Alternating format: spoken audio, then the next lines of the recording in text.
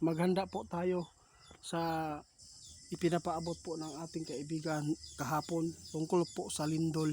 Mayroon pong nakita si kaibigan, sure po itong sinabi po nila. Kaya sa lahat ng makapanood, lalo na sa mga malapit sa dagat, sa mga building, sa malapit din po sa dagat, no? Nakatirik ang mga building, mag-ingat po kayo mga idol. Kung sakali man na mayroon pong pagyanig, wag lang po tayo agad-agad magpanik, baka sa pagpanik ninyo doon po kayo mapapahamak. Kaya ngayon kasama natin si kaibigan, mayroon lang po siyang ibabala dahil po sa nakikita po nila sa ilalim po ng dagat at ilalim po ng lupa dahil sa pagbusikad o pagsabog sa bulkan ngayon, naagyod di ay mahitabo nga kusog na linog. Kini dili nato i-focus sa nahitabo karon sa Iran mga idol. Ang ato ang hunahunaon, dagan kay tagkalaban, dagan kaayo ang mga kalaban sa mga tao na ato ang masinatian karon sa nahitabo diri sa ato ang kalibutan tungod pud ni sa ato ang mga sala na nga nabuhat. Butay mahimo mga idol kung unsa man ang mahitabo kaibigan. Pero kaibigan, nakita po talaga ninyo na mayroon talagang lindol na nabubuo. Ha? Nag-trigger sa good mga idol. Sinabi ng ating kaibigan, nag-trigger good itiit. Nag-trigger po daw talaga mga idol. Ang sinasabi po nilang fault line. Ito po ay nakakatakot po ngayon. Sana kung saan man ito tatama ang malakas na lindol, sana po ay hindi mapapahamak ang ating mga kababayan, yung mga kapwa nating Pilipino na mabubuting tao na sumunod po sa utos. Kaya kaibigan, tinitingnan po nila mga idol, hindi lang po ang kaguluhan po ang kanilang tinitingnan ngayon. Mayroon pong nakita si kaibigan. Sa lahat po ng mga makapanood, pakishare po mga idol. Babala ni kaibigan po, may isa pang babala oh. Diyos ko. Mga idol, naalala po ba ninyo yung babala ng ating kaibigan? Sa lahat po ng mga maliligo sa beach, yung mga beach na mga sikat, huwag po kayong masyadong magkampante.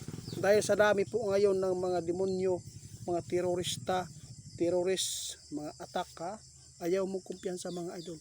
Lalo na sa mga malalaking hotel po ngayon. Sana po ay hindi po, no? Basta-basta lang porkit pira na ang matatanggap ninyo doon sa hotel na yan. May babala si kaibigan na dapat ninyong malaman. Huwag po daw kayo na magkampante. Dahil si kaibigan mga idol, sobrang natatakot po sa mga tao na ngayon, lalo na nangyayari po ang kaguluhan. Mayroon babala si kaibigan, huwag kayong magpataka-taka o padayon og mga tao sa hotel karon kaya tungod sa kadaghan sa mga terrorist attack kaibigan.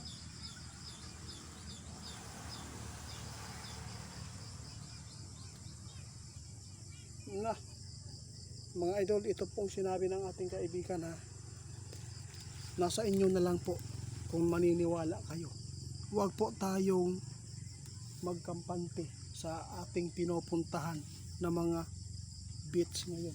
Baka matulad tayo sa Australia noon na mayroon pong terrorist attack, at lalo na sa mga nagpapaupahan, no, o nagdawat o mga bisita talagang nasod diya sa hotel, amping mo tungod kay si kaibigan karon nag-alala dahil po sa nakita nila. Kaya naalarma po ang ating kaibigan, kaya pinagbibigay po niya agad ng paalala sa inyo, babala na huwag agad-agad tumanggap sa tao. Titingnan po ninyo ang kanilang mga papers kung saan nanggaling, kung ano po ang mga laman po ang kanilang bag. Yun, dahil si kaibigan hindi lang po kaguluhan lang kanya tinitingnan, hindi lang po mga sakuna, kundi may mga tao din po tulad po ng sinasabi natin, mga terrorist, no? Paminaw mo mga idol, dili safety na ang ato ang kalibutan, hindi na talaga safety po ang ating mundo. Si kaibigan natin po ay lagi po nagpaalala, kahapon pa ito sinasabi po niya sa atin. Kaya kaibigan,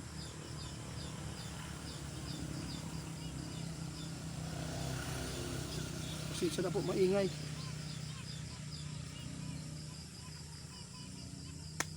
Daming lamok. O sige kaibigan. Guys, ito lang po ang sinabi ng ating kaibigan po ngayon. Nagbabala lang si kaibigan ha sa nakita nila dahil sa trigger po sa ilalim po ngayon ng lupa. Sobrang pag-angat po ng fault line po, isang piece. Sobrang pag-angat. Ito po ang nangyari noon na mayroon pong malindol po ito sa Mindanao. Ngayon po ang nakita ng ating kaibigan doon sa Cebu din nangyari 6.9. Tatlong araw lang yung nangyari na yung ipinapaabot ng ating kaibigan, lalo na ngayon. Mag-ingat po, mayroon po mga demonyo ngayon. Mag-ingat po ang mga hotel po ngayon, lalo na may lindol na malakas na paparating. Kaya salamat po sa inyong mga pagsuporta sa amin. Mag-ingat po tayong lahat. Jan Digya, maraming salamat bro. Ate Blomares, thank you so much. Ate Sir Joey, bigla lang shout out. Sa lahat po lang hindi pa naka-subscribe po sa ating channel sa isa, Baby Pasawar, paki-subscribe po mga idol. Salamat po sa suporta. Big love shout out from RMB. Salamat po sa patuloy po inyong pagsuporta sa amin.